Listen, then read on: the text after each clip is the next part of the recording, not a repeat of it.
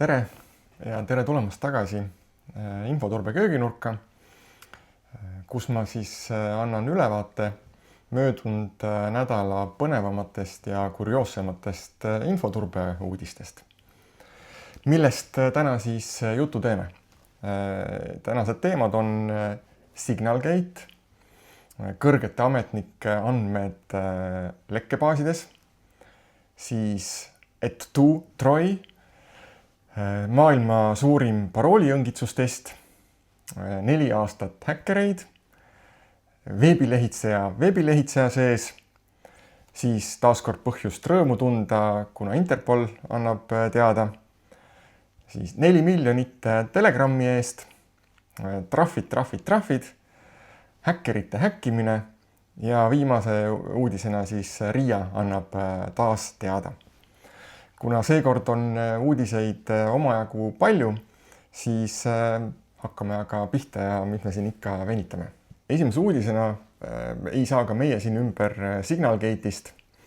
Kes veel pole kursis, siis lühidalt möödunud nädalal juhtus USA's selline kobarkäkk, kus USA tippametnikud julgeolekunõukogust kasutasid sõnumi vahetuseks sellist kommertstarkvara nagu Signal ja nad kasutasid seda siis Jeemeni Huthi mässuliste vastu tehtava rünnaku koordineerimiseks.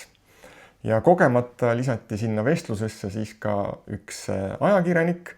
Alguses ajakirjanik arvas, et tegemist on mingi pettusega, et teda meelitatakse kirjutama mingit libauudist.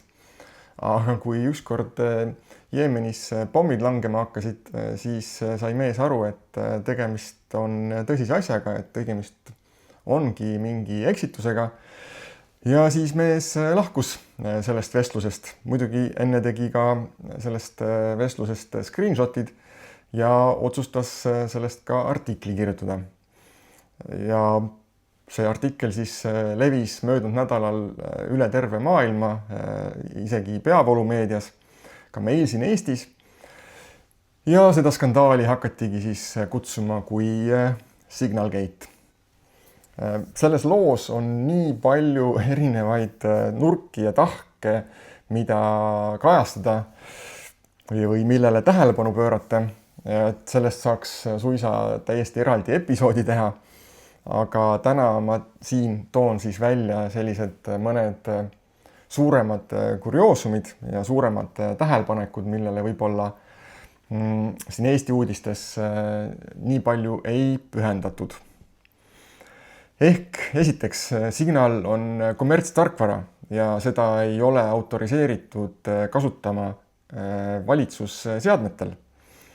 Seega kõrged ametnikud kasutasid oma personaalseid seadmeid, oma personaalseid telefone, oma personaalseid nutitelefone sellise tundliku teema arutamiseks, mida siis tavaliselt arutatakse kuskil sellises suletud ustega toas, kuhu ei pääse isegi mitte ükski raadiosignaal.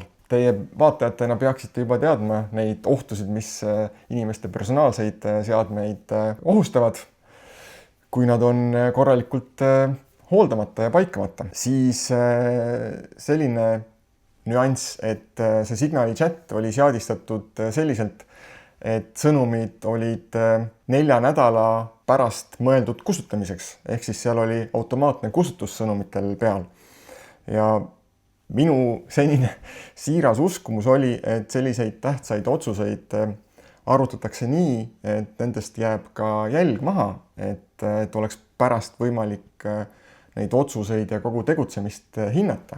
Et oleks accountability inglise keeles väljendatuna. Siis üks asi, kus veel minu illusioon purunes, oli keelekasutus nende ametnike poolt.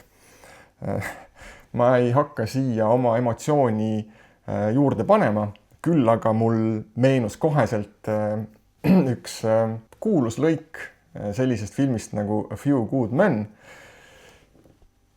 Vaatame seda kõik korraks koos. I want the truth! You can't handle the truth! Son, we live in a world that has walls, and those walls have to be guarded by men with guns. Who's gonna do it? You? You, Lieutenant Weinberg? Me kõik ilmselt oleme oma elus sellise äpardusega maha saanud, et saatnud läbi chati või läbi Messengeri või mis iganes programmi sõnumi kellegile, kellel see sõnum ei olnud mõeldud või kes ei olnud mõeldud seda sõnumit saama või saatnud avaliku chati sõnumi, mis oli tegelikult mõeldud kellegile privaatselt. Et ikka juhtub. Ka minuga on seda juhtunud ja on juhtunud ka korduvalt. Meiesuguste tavakodanike puhul, mis juhtub, on see, et ma ei tea, häbitunne või selline äärmisel juhul, kui tegemist on tööalase vestlusega, siis ärimaailmas võib sellega kaasneda mingi finantskahju. Aga me peame nagu meeles pidama, et selliste tundlike teemade ja tähtsate teemade juures nagu antud juhul siis nagu jutud käib, on reaalne oht inimeludele ja reaalne oht maailmapoliitikale. Siis minu jaoks äärmiselt koomiline oli see, kuidas siis need valitsusametnikud, kaasa arvatud siis presidendiga eesotsas, hakkasid signaalit süüdistama. See on nagu analoogia, et noa süüdistamine pussitamises. Siis poliitikutele kohaselt käis asjaga kaasas ka eitamine ja probleemi pisendamine. See on poliitikute puhul minu arvates juba ka selline tavapärane tööriistakastis. Ja positiivse poole pealt muidugi Signal sai kordades populaarsemaks ja inimesed räägivad sellest teemast ja Signalit hakati oluliselt rohkem alla laadima. Aga siinkohal tõmban sellele teemale joone alla ja rohkem sellele aega ei pühenda, kuna teema on tänaseks päris tõsiselt läbi nämmutatud ja võib-olla isegi liiga palju. Liigume edasi, natuke seotud eelmise teemaga. Nimelt eelmisest uudisest selgus, siis USA kõrged valitsusametnikud kasutasid omavaheliseks ülisäälaseks suhtluseks kommertstarkvara Signal ja nüüd leidis Saksa meediaväljaanne Der Spiegel, kasutades siis täiesti tavalisi netiotsinguid, et kaasa arvatud nende samade ametnike andmeid võib leida internetis täiesti vabalt, sealhulgas nende ametnike telefoninumbreid, e-maili aadresse ja muid kontakte. Ja teatavasti siis telefoninumbri alusel saab inimest lisada just nimelt nendesse turvalist sõnumivahetust võimaldavatesse äppidesse, näiteks Signal ja WhatsApp. Ehk et personaalse telefoninumbri lekkimine selliste rollide või selliste ametikohtade puhul on ääretult suur risk ja eriti nagu me saime teada ka siis, et need inimesed kasutavad just nimelt oma tööalaseks suhtluseks oma personaalseid seadmeid. Muuhulgas siis leiti andmeid selliste inimeste kohta nagu näiteks julgeolekunõunik Mike Waltz, luurepealik Tulsi Gabbard ja kaitseminister Pete Hegseth, ehk siis tõesti väga kriitilised ja kõrged ametikohad. Ja mis selles halba on, küsite? Nagu ma ütlesin, neid andmeid saab kasutada esiteks selleks, et neid inimesi lisada mingitesse vestlustesse, et sealt kaudu mingit pettust läbi viia. Siis on võimalik neid kontakte kasutades neid inimesi rünnata väga täpselt sihitud ja oskuslike õngitsusrünnetega. Läbi selle siis saada ligipääs tundlikele süsteemidele, e-mail, sõnumivahetus ja nii edasi. Lisaks korduvalt läbi käinud teema nagu deepfake või süvapettus, ehk et need võimalused on tänases maailmas üsna piiramatud, kaasa arvatud pahavara, sõnumite pealt kuulamine, jälgimine, poliitiline väljapressimine ja kõik, mis sinna juurde kuulub. Ehk et on mingid rollid, mille osas peaks olema äärmiselt ettevaatlik ja äärmiselt läbimõeldud see oma andmete avalikustamine ja oma andmete jagamine. Liigume edasi, tempokalt täna. Mainisin alguses et tu Troy, parafraseerides Caesari kuulsaid sõnu, et tu brut, ka sina Brutus. Ehk et sel nädalal ülitas selline mees nagu Troy Hunt blogipostituse, mis üllatas päris paljusid, kaasa arvatud mind. nimelt langes ta ise ka parooliõngitsusründe ohvriks, mille läbi siis lekkis kogu tema uudiskirja saajate nimekiri. Kes ei mäleta, siis Hunt on siinsamast kanalist korduvalt läbi käinud. Mees on siis Microsofti regioonijuht ja sellise kuulsa veebisaidi nagu Have I Been Pwned looja ning haldaja. See on see veebisait, kus siis saab kontrollida, kas sinu emaili aadress või parool on mingi lekke käigus jalutama läinud. Ühesõnaga, mees kasutab oma siis meililisti haldamiseks sellist kuulsat masspostitustarkvara nagu MailChimp, saadab läbi selle siis oma iganädalast uudiskirja, haldab sedasama uudiskirja saajate listi ja eelmisel nädalal sai siis mees MailChimpilt või siis peaks tegema MailChimpilt üsna realistlikult välja nägeva kirja, kus väideti, et tema uudiskirja saatmine on piiratud, kuna keegi esitas spämmikaebuse. Kirjas siis paluti oma viimased kampaaniad üle vaadata ja üle vaadata ka oma saajate nimekiri. Ütleme nii, et teema oli siis mehe jaoks piisavalt oluline, et kiri meelitas teda siis kirjas oleval lingil klikkama, sisestama oma MailChimpi kasutajanimi parool ja ka see ühekordne kaksikautentimise kood.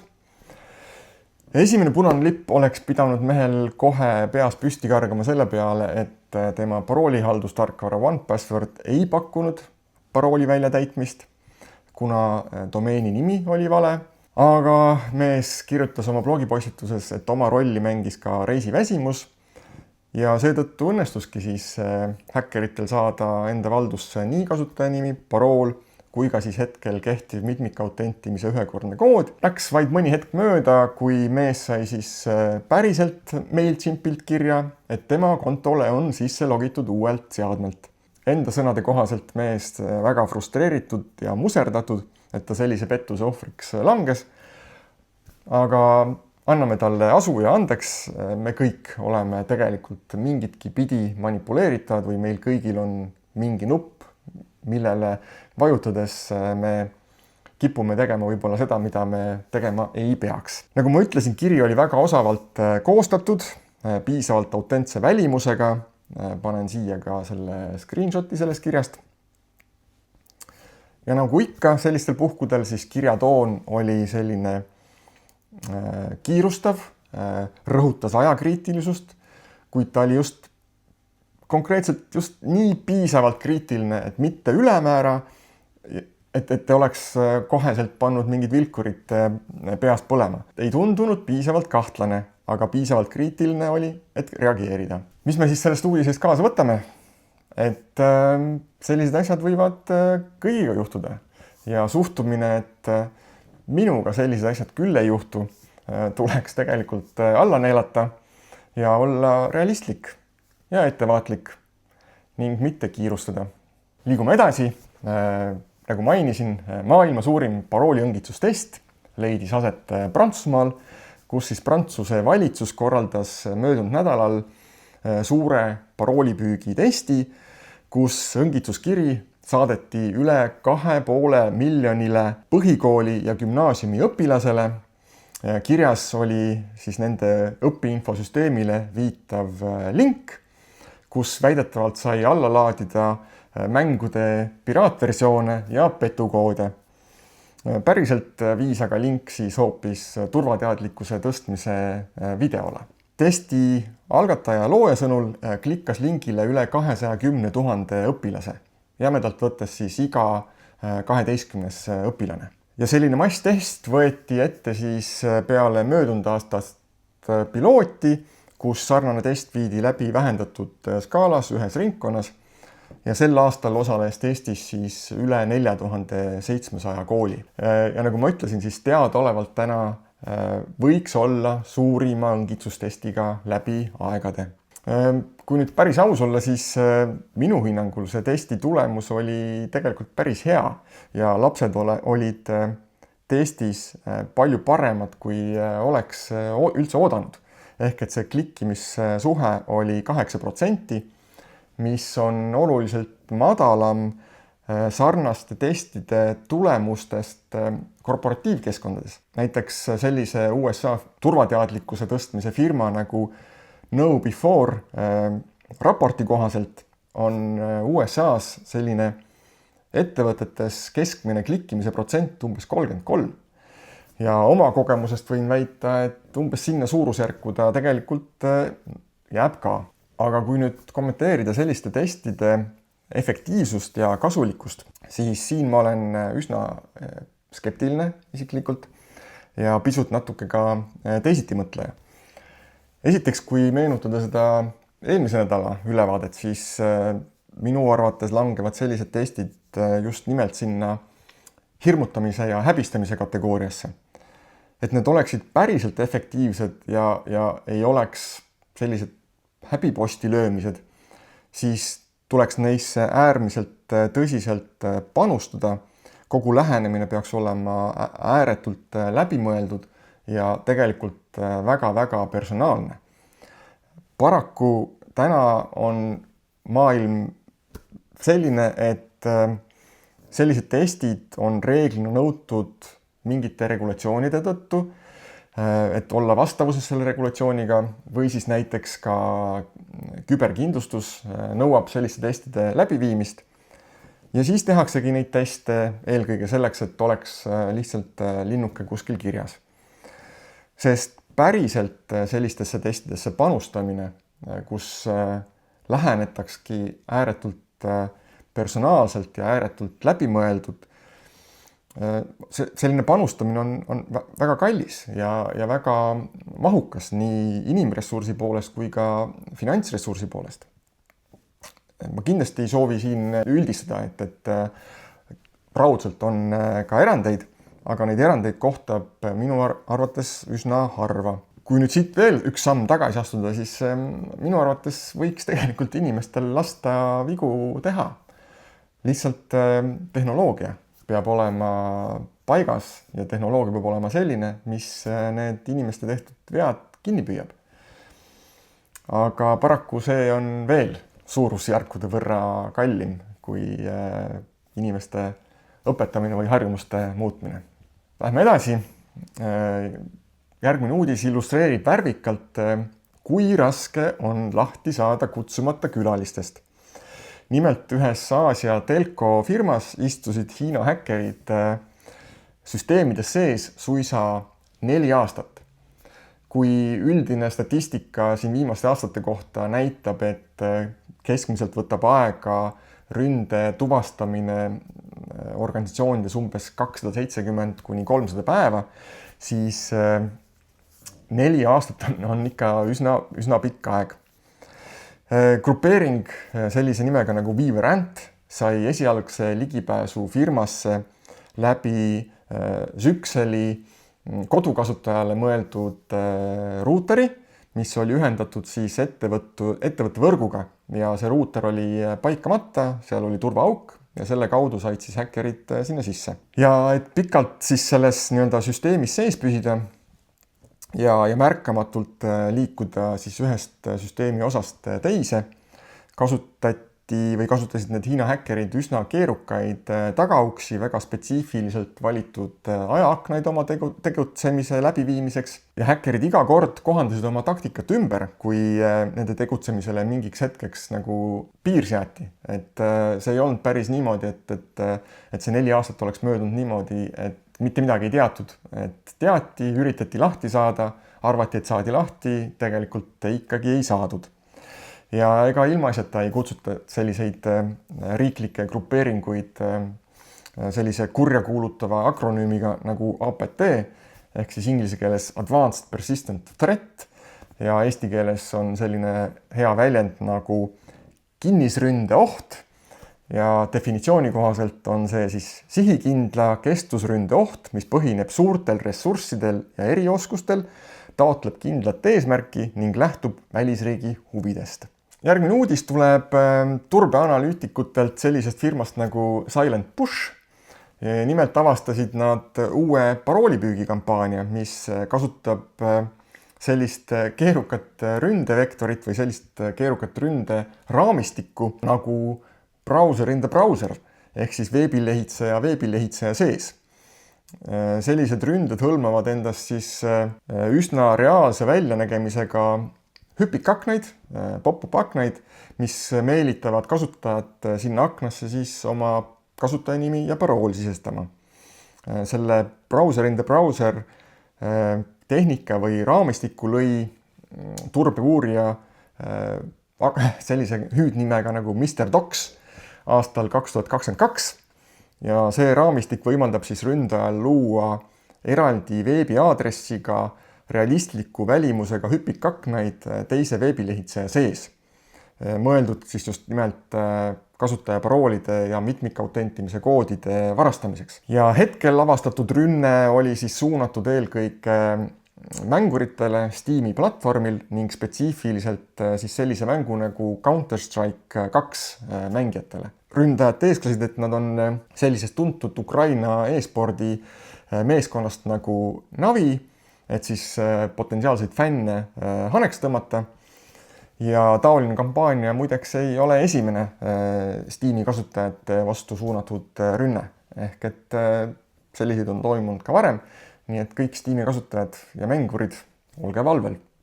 Liigume edasi, nagu ma ütlesin, on ka põhjust rõõmu tunda, nimelt Interpol avaldas pressiteate ja annab teada, et 7 Aafrika riigi võimuorganid vahistasid kokku 306 kahtlusalust ja konfiskeerisid 1842 erinevat seadet, mis seotud rahvusvaheliste küberpettuste ja küberrünnakutega. Vahistamised olid osa sellisest operatsioonist nagu Punane kaart. Operatsioon lükati käima novembris möödunud aastal eesmärgiga siis lõhkuda ning takistada piiriüleste organiseeritud kuritegevuse võrgustike tööd. Ja eelkõige oli see võrgustik seotud siis erinevate mobiilpanganduse, investeerimis- ning sõnumivahetusrakenduste pettustega. Kokku oli siis erinevate toimikutega kaetud üle 5000 ohvri. Ja operatsioonis osalesid sellised Aafrika riigid nagu Benin, Elevandiluurannik, Nigeeria, Rwanda, Lõuna-Aafrika Vabariik, Togo ja Zambia. Muuhulgas konfiskeeriti ka luksusautosid, kinnisvara, kinnistuid ja muud vara. Ehk jäi! Nüüd liigume siis rahamaailma, ehk siis nagu ma alguses mainisin, 4 miljonit Telegrami eest. Et mis see siis tähendab, kohe selgitan. Esiteks on olemas maailmas sellised firmad, kes ostavad kokku infot turbenõrkuste kohta, et seda siis edasi müüa.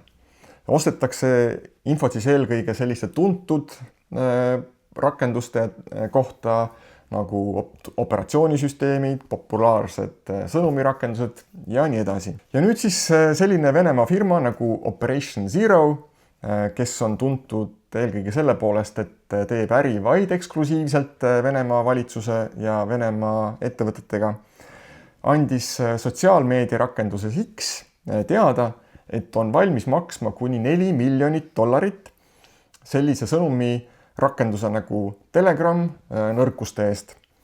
Kuni 500 000 oldi nõus või ollakse nõus maksma selliste nõrkuse eest, mis viiks kaugligipääsuni 1 klikiga, 1,5 miljonit sellise nõrkuse eest, mis viiks kaugligipääsuni ilma 1 klikita ja 4 miljonit ollakse valmis maksma selliste nõrkuste jada eest, mis viiks siis läbi Telegrami täieliku kontrolli üle kasutaja seadme osas. Telegram, kes ei tea, on populaarne sõnumivahetusrakendus, eriti populaarne on ta just Ukrainas ja Venemaal, ehk siis arusaadavalt, miks just selle rakenduse nõrkusi soovitakse osta. Ja mis on veel antud uudises huvitav, on see, et see võimaldab sellist päris ilmekat sissevaadet taolisesse varjatud ärisse ning mis hindadega sellises maailmas kaubeldakse. Nüüd räägime trahvidest. Suurbritannias määrati Briti IT-firmale MSP Advanced hiigeltrahv seoses 2022. aasta lunavararündega. Nimelt mõjutas toonane rünnak eriti teravalt Briti tervishoiuteenuseid. Mõjutatud olid mitmed NHS-i või NHS-i IT-platvormid ning telefoniliin 111. See on siis mitte kiirabiliin, et mitte kriitiline liin.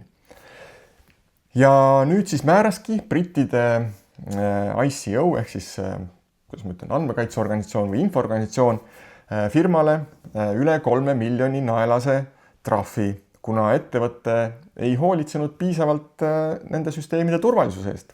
Tegemist on siis teenusepakkujaga, kes pakkus siis meditsiiniasutustele töökohahaldust või süsteemihaldusteenust. Ja näiteks ei pakkunud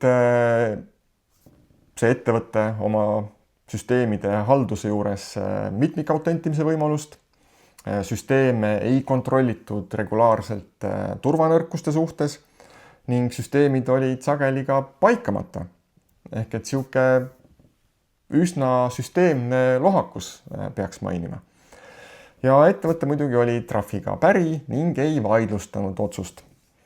Ja samalaadne juhtum tuleb ka USA-st, kus sealse kaitseministeeriumi partner Morse Corp nõustus maksma $4,6 miljonit trahvi, kuna nad ei suutnud tagada vastavust turbenõuetega, mida nõudsid USA armee ja õhujõudude lepingud. Nimelt Morse Corp kasutas kolmanda osapoole meilisüsteemi, mis ei vastanud kaitseministeeriumi nõuetele ning eriti kurioosse juhtumina muuhulgas ettevõte valetas ka oma vastavuse kohta erinevatele turbestandarditele, mis olid nõutud selleks, et riiklikke lepinguid üldse saadagi. Nüüd jälle üks positiivne ja selline põnevam uudis, et seda ei juhtu iga päev ja ausalt öeldes ei mäletagi, et seda väga tihti üldse oleks juhtunud, et turbefirma ja turbeuurijad löövad lunavaragrupeeringut nende enda mängus. Ehk siis selline firma nagu ReSecurity tunnistas eelmine nädal, et neil õnnestus tungida sellise tuntud lunavaragrupeeringu või siis ransom as a service grupeeringu BlackLock infrasse ning koguda sealt piisavalt infot ning edastada seda siis edasi erinevatele riiklikele agentuuridele, et need saaksid grupeeringu ohvreid aidata. Kokku tuvastati siis 46 erinevat ohvrit sellistest riikidest üle maailma nagu Argentiina, Aruba, Brasiilia, Kanada, Kongo, Horvaatia, Peruu, Prantsusmaa, Itaalia, Hispaania, Holland, loomulikult USA, Inglismaa ja ka Araabia Ühendemiraadid. Ehk et üsna laia haardega grupeering. Ja kuidas siis need turbeuurijad siis häkkerite süsteemidele ligi said? No ikka nii nagu häkkeridki saavad. Ehk siis nad leidsid BlackLocki enda veebilehelt teatud konfiguratsiooni vea, mis andis siis infot selle grupeeringu taristu IP-aadresside kohta ning seejärel kasutati ära siis ühe süsteemi paikamata nõrkust. Kogu protsess oli üsna aeganõudev, nagu sellistel juhtudel ikka, kuid lõppkokkuvõttes viljakas. Ja loomulikult tõstatab ka küsimusi, et kas selliste grupeeringute puhul peaks kasutama ka edaspidi niinimetatud ründelähenemist kaitselähenemise asemel. Et on küll tore joonistada erinevaid raporteid sellest, kui suured on lunavara ja lunavara grupeeringutega seotud kahjud, aga see ei lahenda ju päriselt probleemi. Ja nüüd siis see firma ReSecurity usub, et just nimelt selline proaktiivne ja praktiline ja inglise keeles siis offensive lähenemine aitab parimal viisil küberkuritegevusega võidelda. Ja viimane uudis tuleb siit samast Eestist, kus siis jällegi RIA annab teada, et viimastel kuudel on levinud õngitsuslehed, mis matkivad Eesti riiklikke e-teenuseid.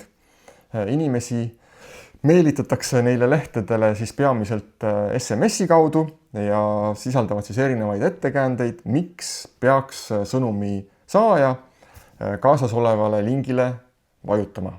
Ehk et olge ettevaatlikud igasuguste kahtlaste sõnumite ja e-mailidega.